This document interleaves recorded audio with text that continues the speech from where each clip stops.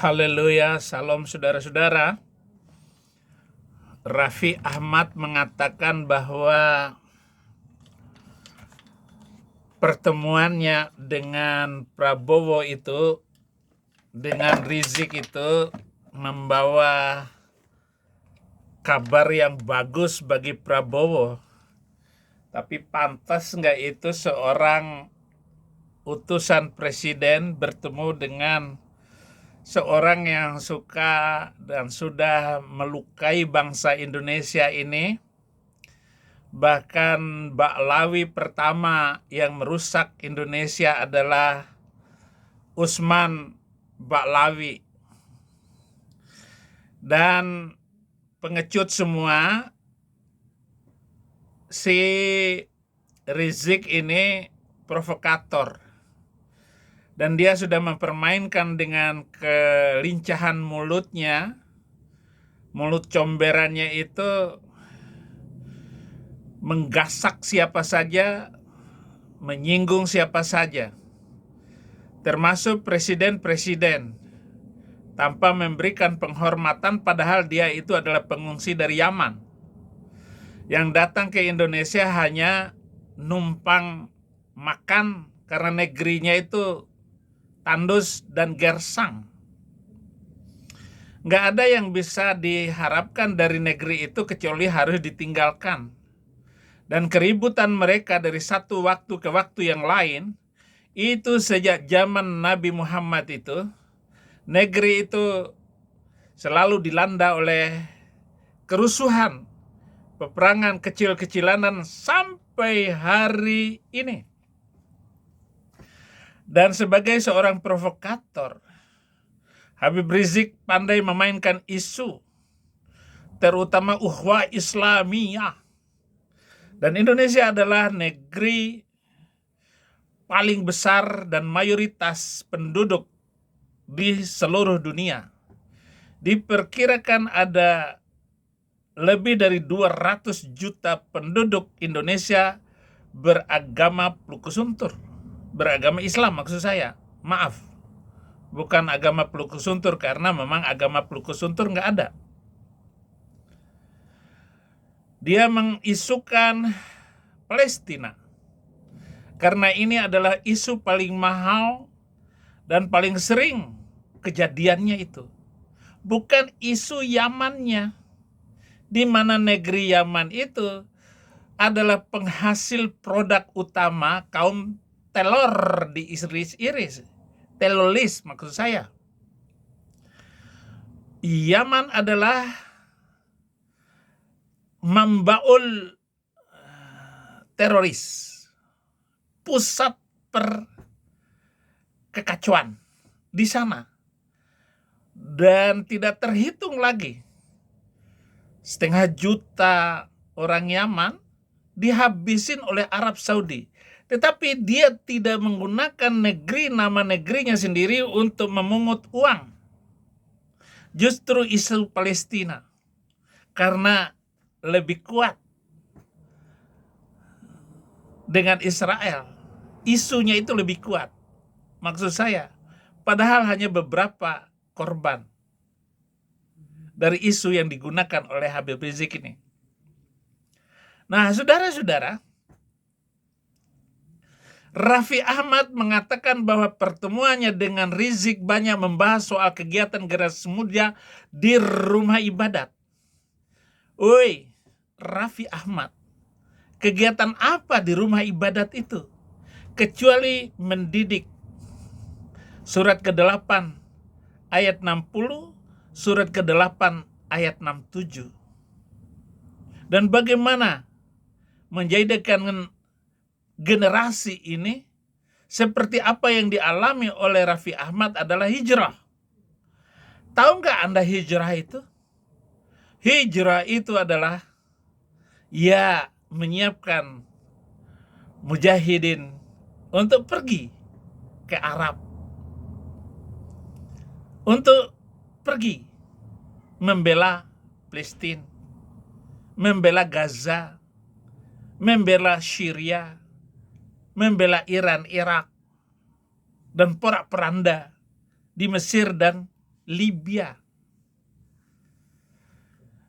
Nah, kata Raffi Ahmad, kami berdiskusi akan lebih banyak majelis taklim dan kegiatan rumah ibadat sebagai wadah diskusi konstruktif bagi generasi muda. Saya yakin mulai melalui forum-forum seperti ini akan lahir generasi yang berkontribusi luar biasa bagi umat dan bangsa. Jelasnya nggak jelas. Nggak jelas, Raffi. Kami sudah menderita sebagai minoritas di negeri ini dari zaman ke zaman, sudah berapa dekade ini. Sudah berapa dasawarsa ini. Sampai kepada zaman Prabowo, gereja tetap dihina, diejek. Kami melakukan ibadah tidak bisa. Oh, kalau kamu bebas, lakukan semaumu, sesuka hatimu, sepuasmu. Tapi orang Kristen tetap berada di bawah kendali kalian. Negeri macam apa begini, Pak Prabowo? Memang saya masuk Kristen ini, semula tujuan utama saya adalah membela kekristenan. Namun tujuan itu melenceng setelah membaca Alkitab. Dan saya terpukau, terpesona dengan firman Tuhan di dalam Alkitab, bahwa hidup utama itu adalah toleransi dan damai. Hidup ini bagaimana mengasihi sesama manusia, bukan sesama agama, bukan sesama iman. Maka Alkitab berkata, kasihilah sesamamu manusia. Itu hukum yang kedua. Hukum yang pertama, kasihlah Allahmu dengan segenap hati, pikiran, dan segenap kekuatan. Tapi bukan untuk mengangkat senjata. Nggak ada itu mengasihi Tuhan dengan mengangkat senjata lalu menyebut nama Tuhan kita. Takbir. Apa kata Raffi Ahmad? Barakallah, semoga Allah memudahkan, amin ya rabbal alamin. Imbuhnya bagus sekali kamu ya Raffi, nyebut-nyebut nama Tuhan Allah pelukis suntur buatan Muhammad itu. Dalam unggahan foto di akun Raffi Ahmad itu hadir dalam silaturahmi ke rumah Habib Rizik itu pengacara Habib Rizik, Aziz Yanwar, dan anggota DPRD DKI Jakarta Ali Lubis.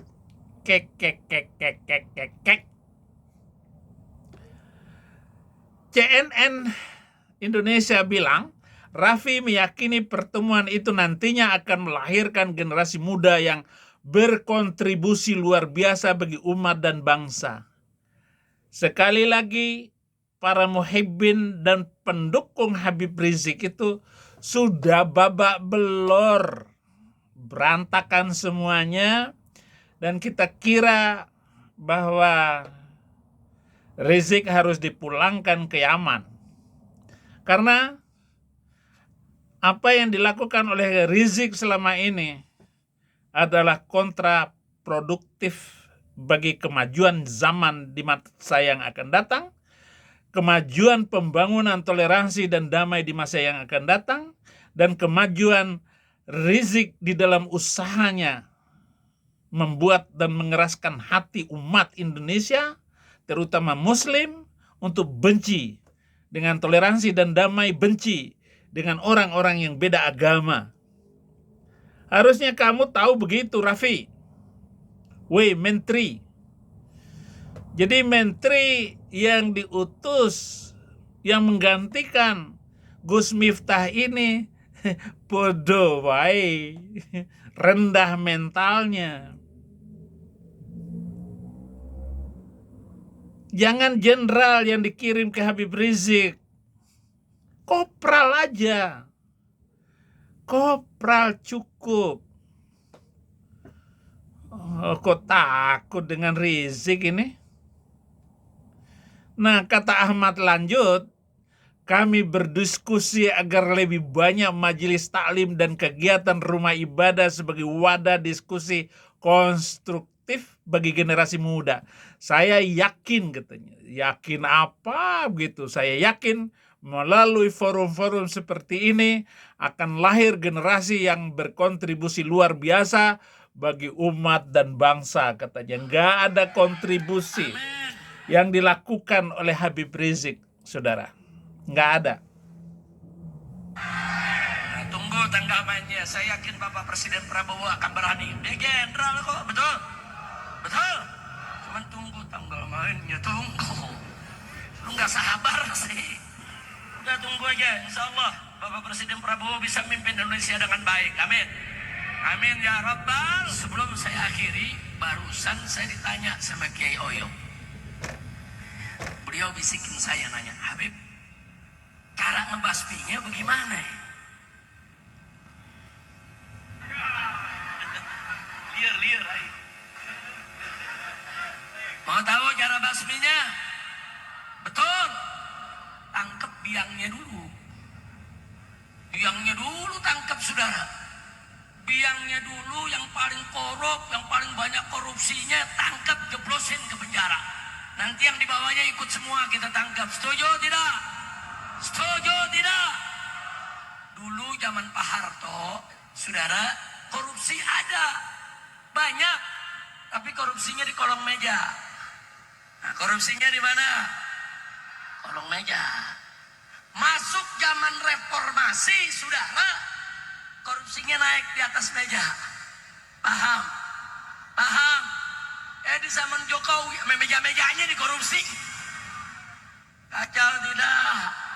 Kacau tidak? Nah, ini bukan saya yang ngomong, bukan. Ini lembaga jurnalis internasional, saudara, mengumumkan beberapa hari yang lalu bahwa tokoh paling korup di dunia nomor 2 adalah mantan Presiden Indonesia Jokowi. Kacau tidak? Bukan saya yang ngomong, bukan. Jurnalis internasional, saudara. Malu tidak? Saya tanya, malu tidak? Makanya sekarang kalau Anda ke Jakarta, di Bogor, di Depok, di Bekasi, saudara, di sekeliling Jakarta, jalan-jalan, di tembok-tembok, di dinding-dinding, di pohon, di mana saja, ditulis oleh rakyat, adili Jokowi, tangkap Jokowi, adili Jokowi, tangkap Jokowi. Saya berharap tulisan itu ada di seluruh pelosok Indonesia agar KPK bekerja, jebloskan biang koruptor, saudara. Setuju tidak? Setuju tidak? Angkat tangan semua. Ya, orang semacam ini dianggap berharga di mata seorang presiden baru Indonesia, Pak Prabowo. Ini sampah masyarakat, Pak Presiden. Saya tidak menutup kekecewaan saya setelah berulang kali saya mendukung Bapak Presiden. Tanpa sepengetahuan Bapak Presiden dan tanpa persetujuan Bapak. Karena suatu saat seperti ramalan Presiden Gus Dur, Bapak akan menjadi pemimpin yang tulus. Tapi jangan ketulusan Bapak ini ketulusan seorang kopral, tapi Bapak sebagai jenderal tidak melihat secara sistematis, secara intelijen bahwa orang ini sangat berbahaya bagi bangsa dan negara. Ketika zaman Bapak itu para aktivis dihilangkan, kenapa satu orang ini nggak bisa dihilangkan, Bapak? Hilangkan satu, maka damai. Nggak akan ada lagi keributan. Pencet satu orang ini. Ini biang keroknya. Ini biang keroknya, satu orang ini tangkap dulu. Habisin. Suntik, ngek. Kenapa Bapak tidak bisa melakukan itu? untuk menjaga kedamaian ke depan. Sehingga nggak ada lagi tokoh semacam ini yang bisa mengadu domba. Dan dia menggunakan rakyat. Ditulis oleh rakyat. Padahal yang nyuruh Rizik. Dan penolakan di seluruh negeri ini atas kedatangan Rizik ke provinsi-provinsi tidak bisa dipungkiri itu. Kalimantan Selatan nggak mau menerima. Medan nggak mau, Aceh sudah nggak mau menerima Rizik. Jawa Timur nggak mau menerima Rizik. Dia hanya berkutat di situ. Di Tanah Abang. Jadi kelihatan setiap pengajian dia ramai. Padahal nggak ada orangnya. Muhibbin sekarang sudah pada mundur dan takut. Tapi ketika Bapak Prabowo mengutus Raffi Ahmad untuk bertemu dengan Rizik, ini tindakan seorang presiden yang tidak produktif dan tidak ikut merasa penderitaan rakyat selama ini. Penderitaan orang-orang yang dijajah oleh kekuasaan preman. Kami minoritas gereja-gereja yang ada di Depok, yang ada di Tangerang, Bekasi. Dan bagaimana kelakuan FPI ini, Pak? Bapak nggak ngerasa sih.